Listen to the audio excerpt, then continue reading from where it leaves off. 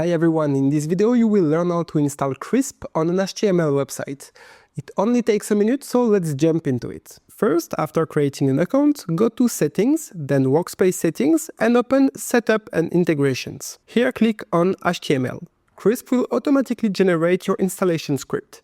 This script is unique to your workspace and connects your website to Crisp, so you can simply copy it. Next, open your website files and paste the script into your HTML. The recommended place is inside the head section, right before the closing head tag. If you can't edit the head section, you can also add it before the closing body tag. Once that's done, save your changes and publish your website.